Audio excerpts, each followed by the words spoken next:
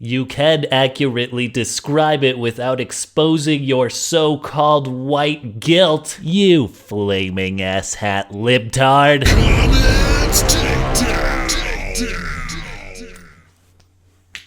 Heads or tails? Dr. Jekyll or Mr. Hyde? Harvey Dent or Two-Face? The great contradictory roles one can perform at the same time, and I'm no different. I like to make videos about people who complain on the internet, so you can argue I complain on the internet about people who complain on the internet. I'm always discussing the importance of being thoughtful and contemplative, and then describing how this year I'll probably vote out of spite.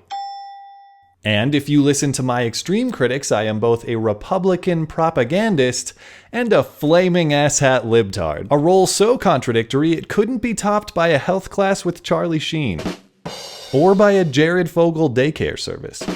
Or by me making such awful jokes and then expecting you to take me seriously, but I'll still try. First up, the case that I'm a Republican propagandist. A few weeks back, a friend of mine shared my video on MTV News' argument against a Men's History Month, and a friend of his responded with, "The video was perfectly fine except for the part where he said unequal pay is not a thing. What fantasy world is he living in?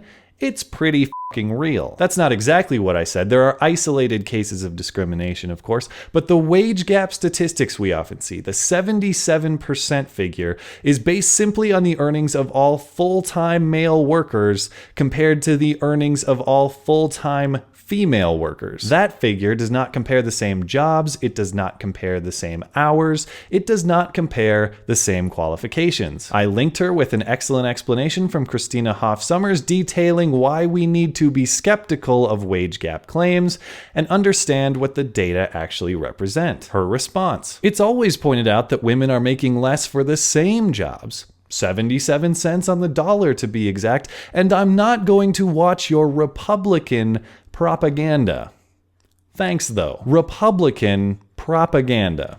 From the guy who has never voted Republican in his life. It's not a matter of interpretation that the 77-cent figure compares all jobs, not the same jobs or the same hours. This is a matter of Bureau of Labor Statistics methodology, though I suppose those statisticians are also Republican propagandists. This is a matter of understanding your sources. This is a matter of reading, which of course the most opinionated cannot be bothered to do. I know this figure gets thrown around in such a misleading way. It's easy to misunderstand the data behind it, but if you dismiss the source's methodology, you must also dismiss its conclusion. Otherwise, your conclusion is completely without evidence. Distorting evidence to support a preconceived conclusion sounds a lot like propaganda to me, but hey, takes one to know one, am I right? After I'm done indoctrinating America's youth into an army of Reagan drones, I take off my Republican propaganda hat and I put on my ass hat of flaming libtardism,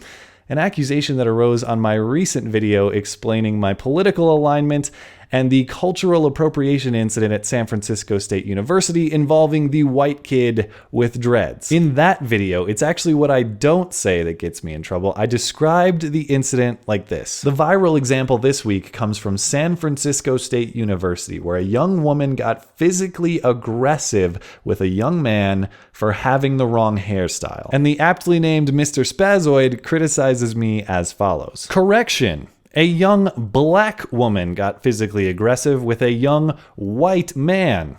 Yes, it is okay to use race and/or ethnicity to accurately describe it without exposing your so-called white guilt, you flaming asshat libtard. Yes, my so-called white guilt that I never so-called. It's interesting that I apparently have a mission to conceal the races of the people involved, yet I show the incident in question in full without edit. You don't need me to describe the woman as black and the man as white. You can see their races very clearly. Says the future MSNBC news anchor with a degree from Goebbels Media. Ah yes, Joseph Goebbels, the Nazi propagandist who famously said, "Let us not distort depictions of the Jews show them exactly as they are, and let the German audience decide for themselves. I really learned a lot from him. So what's the common element here, other than I am a propagandist for both the left and the right? When faced with challenge, both of these people deflected the argument because both of these people hold their views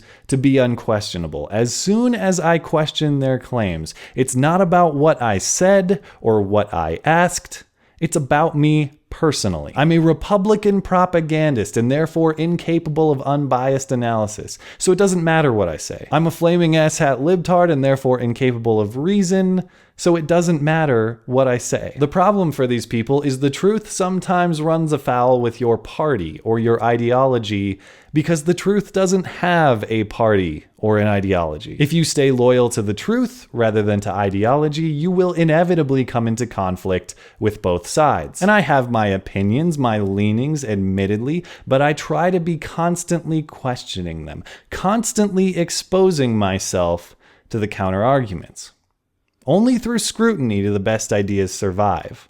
Only through the best ideas do we survive. The caveman had to discover fire for the flaming asshat even to be possible.